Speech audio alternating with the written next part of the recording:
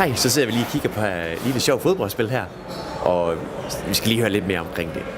Hi, can you tell me about Social Soccer, what it's about? Sociable soccer is basically a cross-platform, fast, easy to play, pick up and play kind of football game. Yeah. It works online on many different platforms. We're starting this year. We'll be releasing on Steam. Yeah. For early access within a couple of months, 1 or 2 months. Yeah. And then by the end of the year, we should have, by taking small updates, got to a full version roughly by the end of this year. And then next year we'll be out on PlayStation, Xbox, Nintendo Switch, mobile, various VR formats. Cool. And it's just a new fast-paced cross-platform game. We have the whole world of football there. We have 830 clubs from all over the world.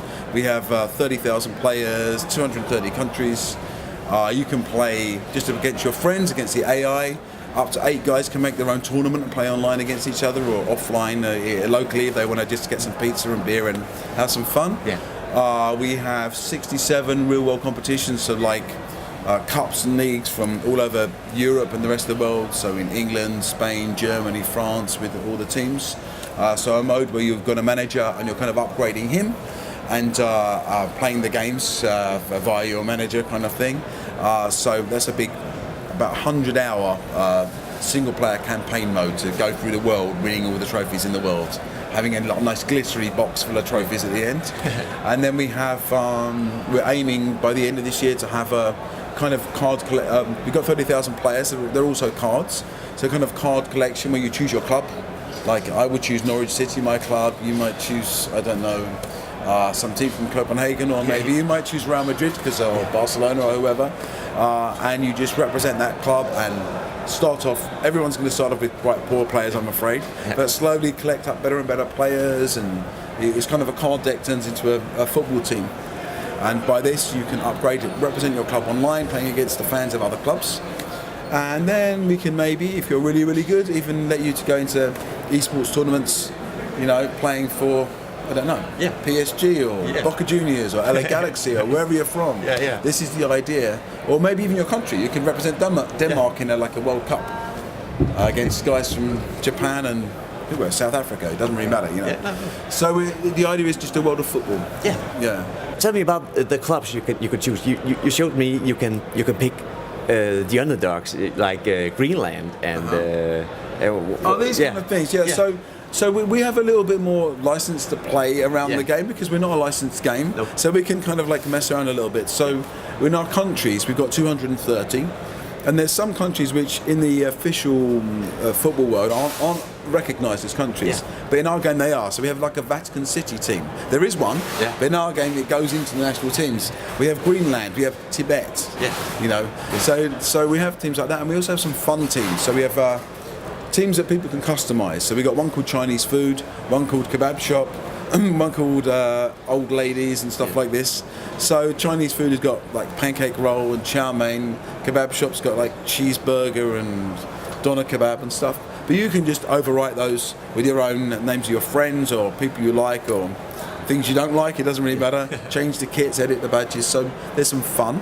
But what underlies the game is a really fast football engine, which is easy to pick up and play. But actually, the top level skills it's really hard to master to get brilliant at it. So you're always learning and getting better and better in the game. And we found it's good because it works for people who want a new challenge in football, but also it's very accessible for children and stuff like that. So I think it goes quite broad in terms of age range. Hopefully it's a breath of fresh air for the football market. You know, we've got some great football simulations like FIFA and Pro Evolution Soccer. They've been around a long time. This is taking more arcade approach to football, a little bit more fun, a bit of a lighter face, and hopefully that's a nice complement to the existing games out on the market. Yeah, it's definitely super easy to pick up and like a casual football player for me. But what about the hardcore crowd? Well, the hardcore crowd are going to love the real world of football underneath it. So, you know, we've got 30,000 researched players, 1,000 research teams. All the player skills are allocated quite accurately. A guy who's got better ball control. We'll actually turn on the ball slightly better in our game. You won't lose the ball so easily. A faster guy will be faster. A guy good at tackling is going to be good at tackling. We have, of our 30,000 players, 5,000 are classic old players from the past. Okay. So if you choose Barca as an example, then you're going to want to try and collect your players from the existing squad. But also you get old classic players coming back. So yeah, people like Johan Cruyff or these kind of people will re-emerge as special weapons, you know. Or similar guys to Cruyff, not Cruyff exactly. He's not got his face because we're not licensed. But the idea is to appeal to that fan base. Like we understand fans support clubs, they love the club. So we're trying to make people represent their club, represent their country. You could represent Denmark in the European Championships against guys from Germany and France and Greece and stuff. So we think that's quite cool, and we think that the real football fans would appreciate there's an awful lot of football knowledge in our game. But equally, it's quite arcade and light for people who not such football fans, but like the arcade side of it. Yeah. Because when you play it really, really fast, sometimes it plays at the speed of a fighting game. Actually, it's really quite intense it is. game, and that's what I think is the fun of it, you know.